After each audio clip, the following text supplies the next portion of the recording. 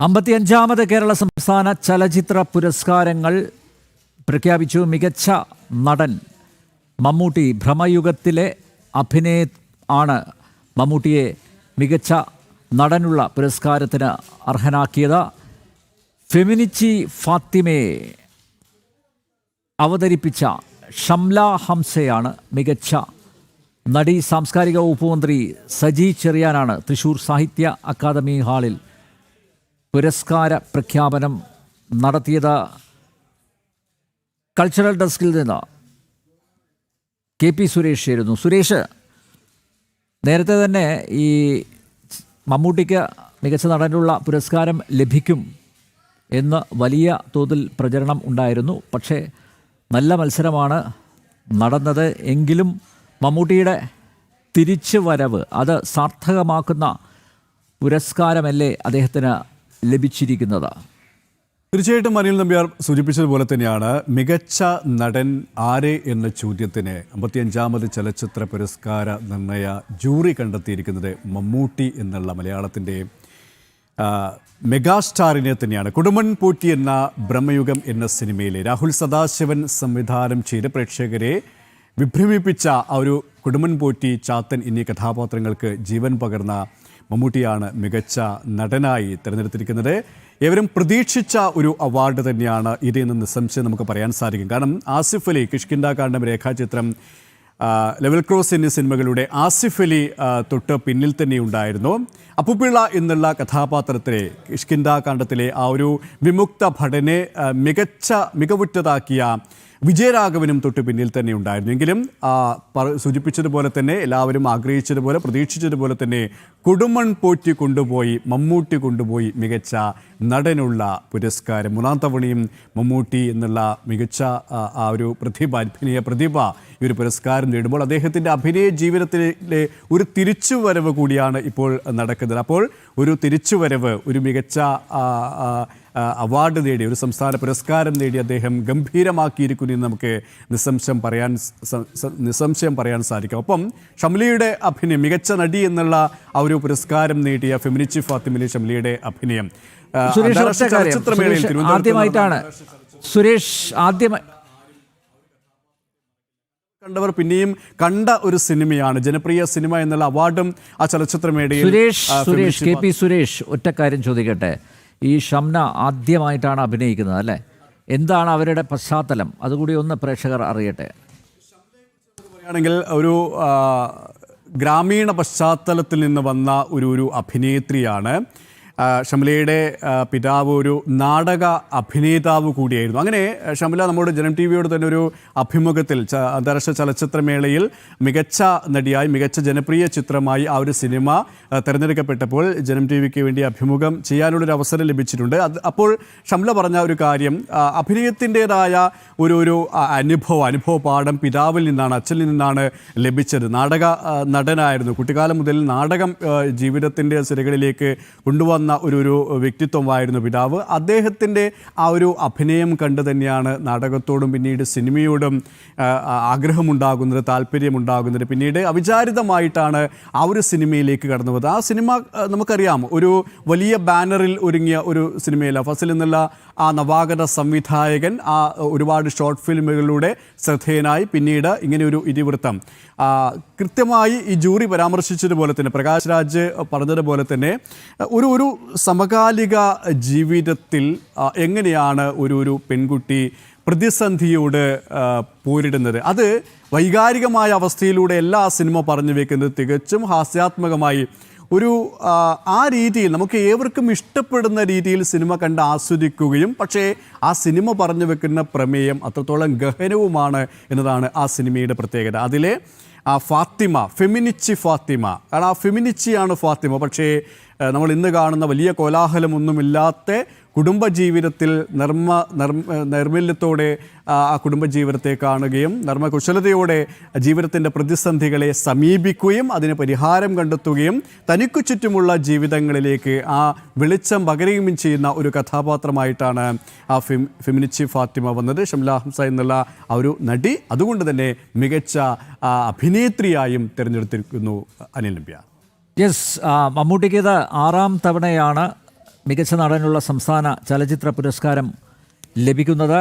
1981 അഹിംസയിൽ, 1984 അടിയൊഴുക്കുകൾ, 1985 യാത്ര, നിറക്കൂട്ട് എന്നീ ചലച്ചിത്രങ്ങളിൽ, 1989 ഒരു വടക്കൻ വീരഗാഥ, മതിലുകൾ എന്ന ചലച്ചിത്രങ്ങളിൽ, 1994 വിധേയൻ, പൊന്തന്മാട തുടങ്ങിയ ചലച്ചിത്രങ്ങളിൽ, 2004 കാഴ്ച എന്ന ചലച്ചിത്രത്തിൽ, 2009 പലേരി മാണിക്യം എന്ന ചലച്ചിത്രത്തിൽ മികച്ച അഭിനയം കാഴ്ചവെച്ചതിന് മമ്മൂട്ടിയെ തേടി എത്തിയിരുന്നു സംസ്ഥാന ചലച്ചിത്ര പുരസ്കാരം. നേരത്തെ KP സുരേഷ് ചൂണ്ടിക്കാണിച്ചതുപോലെ മമ്മൂട്ടിയുടെ ഒരു തിരിച്ചുവരവ് അത് പൂർണ്ണമായും അംഗീകരിക്കുന്ന ഒരു പുരസ്കാര ലബ്ധി ആണ് അദ്ദേഹത്തിന് എത്തിയിരിക്കുന്നത്.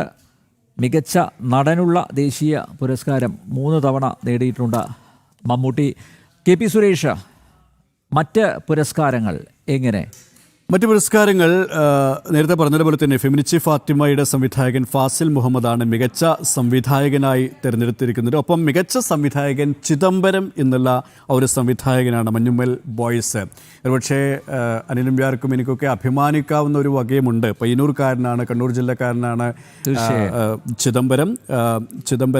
നന്ദു പുതുവാൾ എന്നുള്ള മലയാളത്തിലെ ശ്രദ്ധേയനായ ആ ഒരു പ്രൊഡക്ഷൻ കൺട്രോളുടെ മകനാണ് ചിദംബരം. ആ ചിദംബരം സംവിധാനം ചെയ്ത രണ്ടാമത്തെ സിനിമയാണ് മഞ്ഞുമ്മൽ ബോയ്സ്. മികച്ച സംവിധായകൻ, തിരക്കഥ, അങ്ങനെ 2 അവാർഡിൻ്റെ മികവ് ചിദംബരം സ്വന്തമാക്കിയിട്ടുണ്ട്. ഒപ്പം ഏറ്റവും ശ്രദ്ധേയമായ ഒരു കാര്യം ഏറ്റവും ജനങ്ങൾ സ്വീകരിച്ച, പ്രേക്ഷകർ ഇരുകൈയും നീട്ടിയ സ്വീകരിച്ച ജനപ്രിയ ചിത്രം എന്നുള്ള സിനിമയ്ക്ക് പ്രേമലുവാണ് സ്വന്തമാക്കിയിരിക്കുന്നത്. ഒപ്പം മികച്ച പിന്നണി ഗായകൻ KS ഹരിശങ്കറാണ്. ERM എന്ന സിനിമയിലെ കിളിയെ എന്ന് തുടങ്ങുന്ന ഗാനം പാടിയ ഹരിശങ്കറാണ് മികച്ച പിന്നണി ഗായകൻ. സെബാറ്റോമി, ആരോടും കേറിടാത്തൊരു എന്ന് തുടങ്ങുന്ന അം എന്ന സിനിമയിലെ ദിലീഷ് പോത്തനും നായകനായി എത്തിയ അം എന്ന സിനിമയിലെ ആ ഒരു ഗാനം ശ്രദ്ധേയമാക്കിയ സെബയാണ് മികച്ച ഗായികയായി തിരഞ്ഞെടുത്തിരിക്കുന്നത്. ഒപ്പം മറ്റൊരു ശ്രദ്ധേയമായ വസ്തുത, മികച്ച സ്വഭാവ നടൻ സൗബിൻ ഷാഹിറാണ്. മഞ്ഞുമ്മൽ ബോയ്സ് എന്നുള്ള സിനിമയിൽ 2 പേർക്കാണ് മികച്ച സ്വഭാവ നടന്മാരുടെ പട്ടികയിൽ അവാർഡ് സ്വന്തമാക്കിയിരിക്കുന്നത്. സൗബിൻ ഷാഹിർ, മഞ്ഞുമ്മൽ ബോയ്സ്. ഒപ്പം സിദ്ധാർത്ഥ് ഭരതൻ, ബ്രഹ്മയുഗം എന്ന സിനിമ കണ്ട ആരും സിദ്ധാർത്ഥ് ഭരതൻ അവതരിപ്പിച്ച ആ ഒരു കഥാപാത്രത്തെ മറക്കില്ല. കാരണം അർജുൻ അശോകൻ അവതരിപ്പിക്കുന്ന ആ ഒരു കഥാപാത്രം അവിടത്തേക്ക് എത്തുമ്പോൾ ആരാണ് ഈ കുടുംബൻ പോറ്റി എന്ന് പറയാതെ പറഞ്ഞു വെക്കുന്ന ഒറ്റ രംഗം മതി സിദ്ധാർത്ഥ ഭരതൻ എന്നുള്ള മലയാളത്തിൻ്റെ പ്രിയപ്പെട്ട ആ ഒരു സംവിധായകൻ. ഭരതൻ്റെയും PC ലളിതയുടെയും മകനായി സംവിധായകനായും അഭിനേതാവായും ശ്രദ്ധേയനായ ആ ഒരു സിദ്ധാർത്ഥ ഭരതൻ എന്നുള്ള ആ ഒരു പ്രതിഭയുടെ ആ മികവ് നമുക്ക് കാണാൻ വേണ്ടി സാധിച്ചിട്ടുണ്ട്. അങ്ങനെ പ്രകാശ് രാജ് അധ്യക്ഷനായ ജൂറി, ഒപ്പം ബോഗൺവില്ല എന്ന സിനിമയിലെ അഭിനയത്തിന് ജ്യോതിർമയിയും കുറിച്ച് പറയുകയാണെങ്കിൽ ഒട്ടേറെ ഹിറ്റ് സിനിമകളിൽ നായികയായിട്ടുള്ള ഒരു നടിയാണ്, അഭിനേത്രിയാണ്. പിന്നീട് വിവാഹശേഷം ഈ ഒരു ഇടവേളയ്ക്ക് ശേഷമാണ് ഭർത്താവ് തന്നെയാണ് അമൽ നീരദ് സംവിധാനം ചെയ്ത ആ സിനിമയിലൂടെ ഒരു ഗംഭീര തിരിച്ചുവരവ് നടത്തിയത്. ജ്യോതിർമയിയും മികച്ച സഹനടി എന്നുള്ള ഒരു പുരസ്കാരത്തിലേക്ക് എത്തിയിരിക്കുന്നു. ഒപ്പം ദർശന രാജേന്ദ്രനും ആ ഒരു പുരസ്കാര തിളക്കത്തിലാണ്. അങ്ങനെ മലയാള സിനിമ 2024 ഒരുപാട് ഹിറ്റുകൾ സമ്മാനിച്ച ഒരു സിനിമ കൂടിയാണ്. ആ ഹിറ്റുകളിൽ പലതിലും ഇക്കുറി അവാർഡിൻ്റെ തിളക്കവും സ്വന്തമാക്കാൻ സാധിച്ചു എന്നതാണ് ഏറ്റവും ശ്രദ്ധേയമായ വസ്തുത.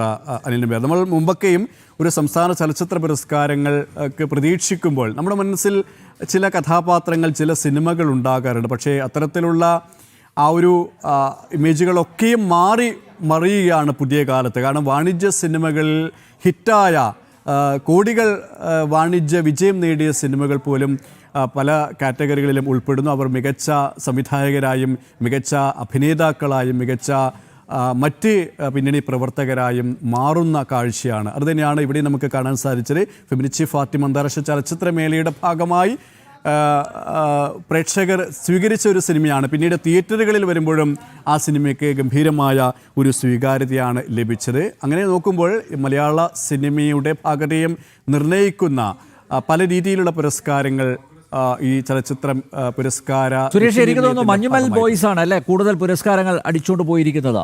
ഏറ്റവും കൂടുതൽ പുരസ്കാരങ്ങൾക്ക് അർഹമായ സിനിമ മഞ്ഞുമൽ ബോയ്സ് ആണെന്ന് തോന്നുന്നു. മാത്രമല്ല മികച്ച ഗാനരചയിതാവ് ഹിരൺദാസ് മുരളി, വേടൻ എന്നറിയപ്പെടുന്ന ഹിരൺദാസ് മുരളിയാണ്. അതെ, മഞ്ഞുമൽ ബോയ്സ് ഇത്തരത്തിൽ ഒരുപാട് പുരസ്കാരങ്ങൾ സ്വന്തമാക്കിയിട്ടുണ്ട്. മഞ്ഞുമൽ ബോയ്സിനെ കുറിച്ച് നമ്മൾ പറയുകയാണെങ്കിൽ 200 കോടി ക്ലബിൽ ഇടം നേടിയ സിനിമയാണ്. ഒട്ടേറെ ഹിറ്റുകൾ ചിദംബരം സംവിധാനം ചെയ്ത രണ്ടാമത്തെ സിനിമ ഹിറ്റുകളിൽ നിന്ന് ഹിറ്റുകളിലേക്ക് പോയ ഒരു സിനിമയാണ്.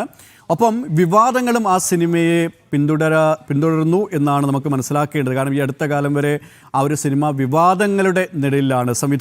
ഈ മികച്ച സഹനടനായിട്ടുള്ള സൗബിൻ സാഹിറിൻ്റെ ഒരു നിർമ്മാണ പങ്കാളിത്തം കൂടി ആ ഒരു സിനിമയ്ക്കുണ്ട്.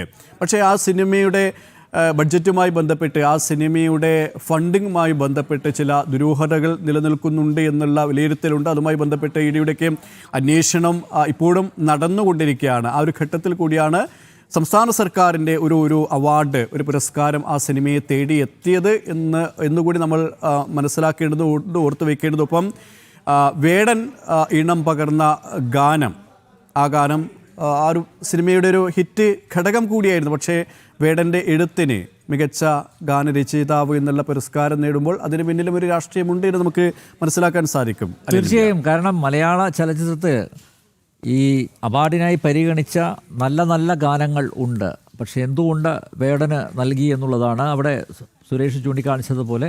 അവിടെ അനിൽബേർ ഒരു കാര്യം പ്രത്യേകം പരാമർശിക്കേണ്ടതുണ്ട്. സംശയമില്ല. പറയുന്ന ആ ഒരു അഭിനേതാവാണ് ജൂറി ചെയർമാൻ പ്രകാശ് രാജ്.